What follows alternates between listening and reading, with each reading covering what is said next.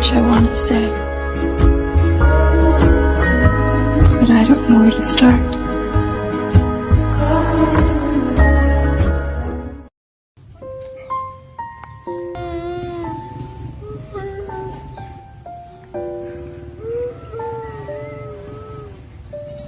Oh, ba't ka umiyak? May problema ba? Pagod na kasi ako, lalong-lalo na sa akin. Gusto ko nang mawala. Kung napapagod ka, pwede ka namang umiyak. Ngunit, hindi pwede sumuko. Alam mo ba, nung una? Oh, kaya mo na yun, ha? Ikaw na bahala.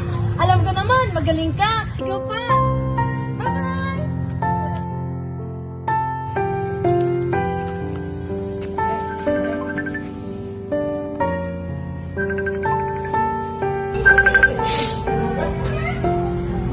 Oh, ma, ba't napatawag ka? Basta ka lang ba dyan, anak? Okay lang po, ma.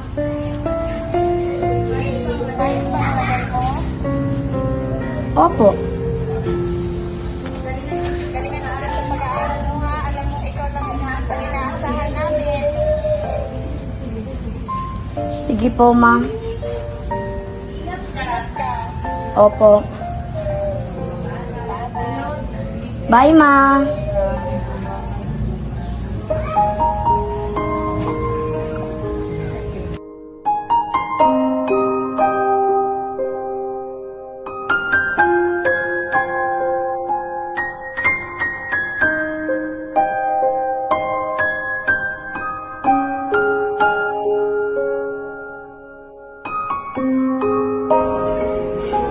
Paano ko sasabihin kay mama at papa? Natanggal na ako sa dean list. Tanggal pa sa scholarship.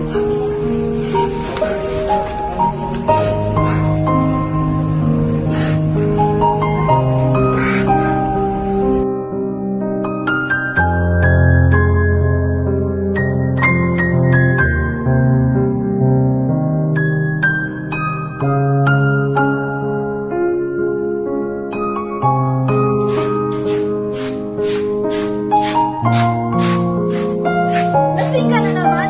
Inubos mo yung pera natin para sa anak natin? Hindi mo ba naisip ang kinabukasan niya?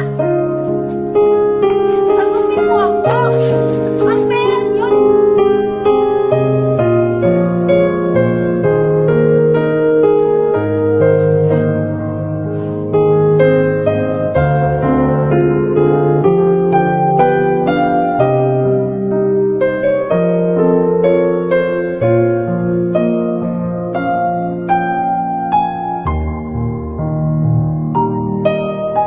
Iha! Halika nga rito. Bakit po, ma'am? Di ba magkaibigan kayo ni Myren? Opo, ma'am. Magkaibigan po kami ni Marilyn. Napapansin ko na ilang araw siya hindi pumapasok. Alam mo ba kung saan siya nakatira? Opo, ma'am. Maaring ba ako sabahan matulog sa kanila? Sige po.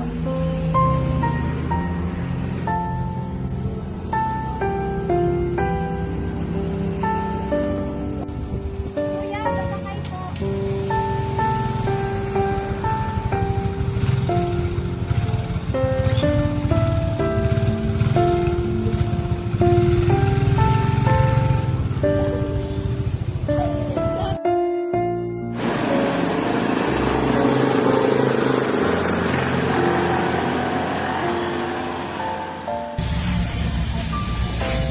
Excuse me po. Magandang araw po. Dito po ba nakatira si Myren? Opo. Patuloy niyo lang po dyan. Okay po, thank you.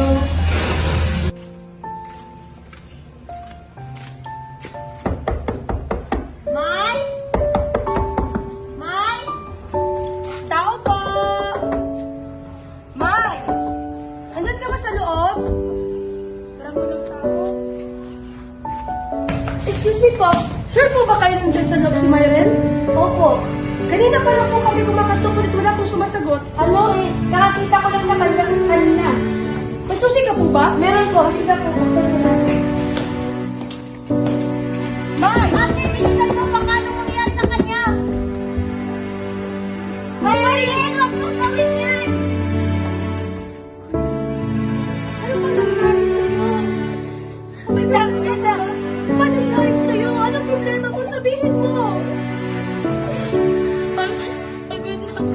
Bakit